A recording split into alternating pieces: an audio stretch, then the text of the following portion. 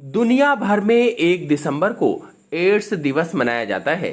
Ads यानी acquired immunodeficiency syndrome. Ads का पूरा नाम होता है एक्वायर्ड इम्यूनोडिफिशियंसी सिंड्रोम। यह रोग एचआईवी वायरस की वजह से होता है। पूछा जाए एड्स रोग किस वायरस से होता है, तो यह रोग एचआईवी वायरस की वजह से होता है। एचआईवी यानी ह्यूमन इम्यूनोडिफिशियंसी वायरस, मतलब एचआईवी का पूरा नाम है ह्यूमन इम्यूनोडिफिशियंसी वायरस। ये वायरस व्यक्ति के इम्यूनिटी सिस्टम को कमजोर कर देता है। कहने का मतलब यह है कि यह वायरस व्यक्ति के प्रतिरक्षा तंत्र को कमजोर कर देता है, जिससे शरीर अन्य बीमारियों से लड़ने में कमजोर हो जाता है। यानी कहने का मतलब ये हुआ कि जब हमारे शरीर का प्रतिरक्षा तंत्र कमजोर हो जाता है तो हमारे शरीर की जो रोगों से लड़ने की क्षमता होती है वो खत्म होने लगती है या खत्म हो जाती है और बहुत सारी बीमारियां घेर लेती हैं।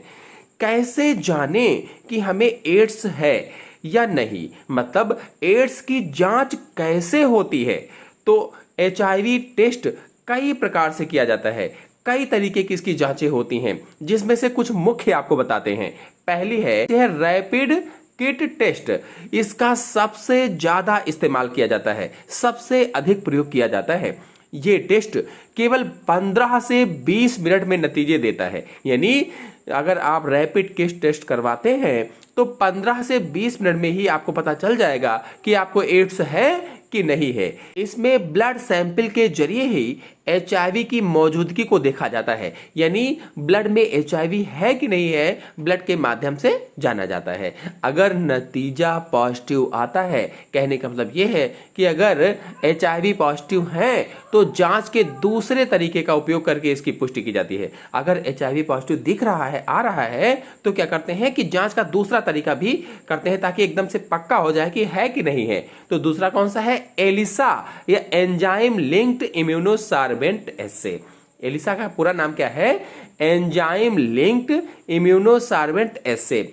जब रैपिड टेस्ट के जरिए किसी व्यक्ति में एचआईवी संक्रमण की पुष्टि होती है, यानी एचआईवी संक्रमण है ये पता चलता है, तो उसके बाद दूसरे मेथड से जांच किया जाता है, दूसरे तरीके से जांच किया जाता है। इसे ही एलिसा टेस्ट कहा जाता है। दूसरा तरीका क्या है? इसे ही एलिसा टेस्ट कहते हैं। इसमें परिणाम आने पर 2 से 3 घंटे का समय लगता है। यानी एलिसा टेस्ट में लगभग 2 से 3 घंटे लग जाते हैं जब आपको पता चलेगा कि आपको है कि नहीं है।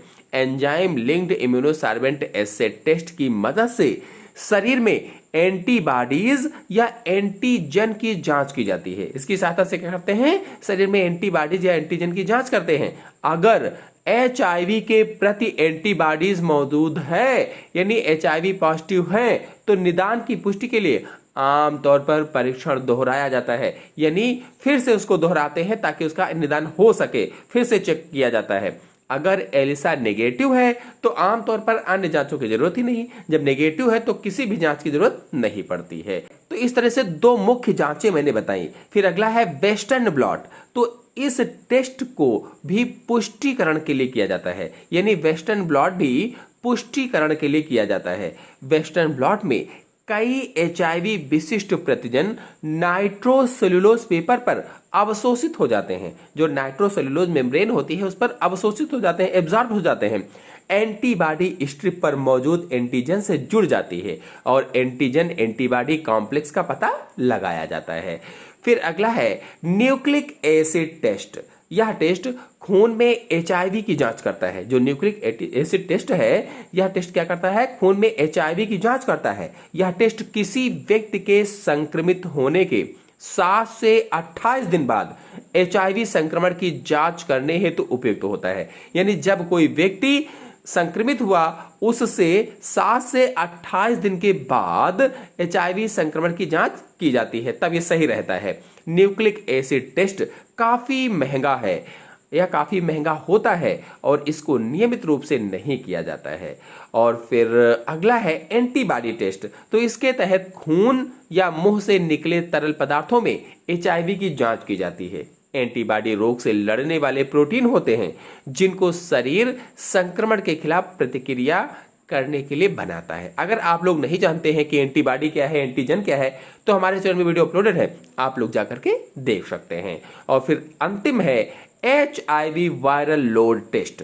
जब किसी व्यक्ति में HIV की पुष्टि हो जाती है तो रक्त में HIV की मात्रा को नापने के लिए HIV वायरल लोड टेस्ट किया जाता है। यानी जैसे पुष्टि हो गई कि आप HIV पॉजिटिव हैं, आपको HIV वायरस आपके अंदर आ गया, संक्रमित कर दिया है, एड्स हो गया है, तो क्या किया जाता है कि HIV की मात्रा को नापा जाता है, मात्रा को मापा जाता है कि रक्त में कितनी HIV है, उसकी मात्रा को मापने के लिए HIV वायरल लोड टेस्ट किया जाता है। इस टेस्ट का उपयोग प्रारंभिक HIV संक्रमण का पता लगाने और उपचार की प्रगति की निगरानी के लिए किया जाता है। 3 तरह के टेक्नोलॉजी खून में HIV वायरल लोड मापती हैं। इसमें RT-PCR, BDNA और nucleic acid sequence based applications SA यानी NASBA है। तीनों तरह की टेक्नोलॉजी में DNA सीक्वेंस का उपयोग करके HIV का पता लगाया जाता है। तो आशा है आप सभी लोगों को पता चल गया होगा कि क्या करें या किस तरह से HIV का परीक्षण करें कि हमको पता लगे कि हमको एड्स है कि नहीं है। वीडियो पसंद आया हो तो वीडियो को लाइक कीजिए, चैनल पर पहली बार आए हैं तो चैनल को सब्सक्राइब भी कर लीजिए। धन्यवाद।